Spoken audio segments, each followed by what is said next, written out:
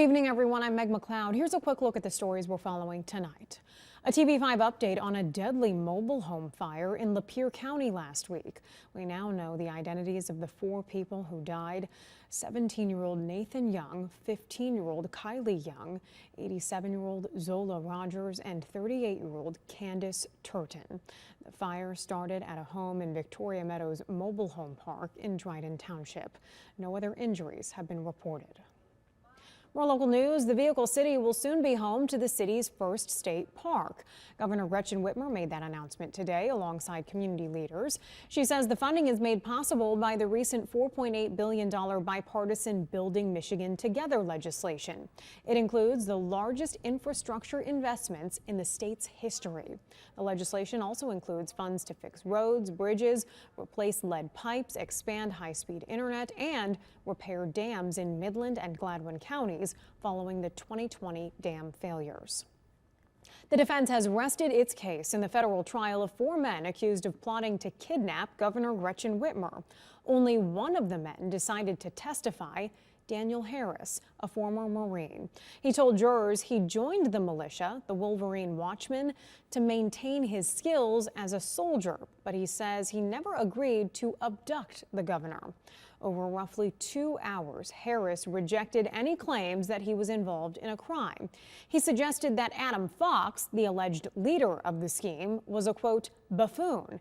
He also claimed he didn't even have Fox's phone number and never visited the basement of a Grand Rapids vacuum shop where an undercover agent says discussions of the plot took place.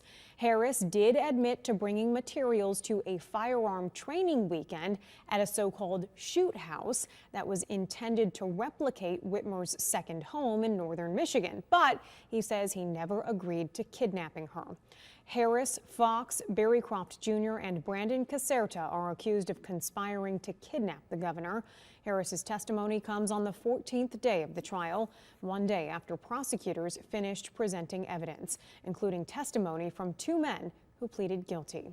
And now here's Chris with a look at our forecast. Meg, our wind gusts have come down considerably compared to where they were earlier today. A lot of us between about 15 and 30 miles per hour as we hit 6:30. Those wind gusts will stay in this range or even get lower as we work through the rest of the night. So we are not expecting anything compared to where we were earlier this morning the rest of the day. Your first Warn 5 pinpoint Doppler radar live from MBS shows a few spotty showers tonight as well. Those not expected to cause any issues out on the roads. We may see a little lake effect later tonight and through the first half of tomorrow. You could get a grassy coating if things really pick up in the thumb, but overall those shouldn't cause too many issues either. Your first Warn 5 hour-by-hour forecast shows as we go through tonight and tomorrow, there's those scattered snow showers. Once we get to the afternoon, we'll start to see those relax, and then eventually we'll clear our skies into Friday night. We will likely keep that going into the early parts of Saturday. Eventually the clouds will increase, but then eventually rain and snow follows going into Saturday night. We're not expecting anything significant there either, but a chance for at least a few snow showers.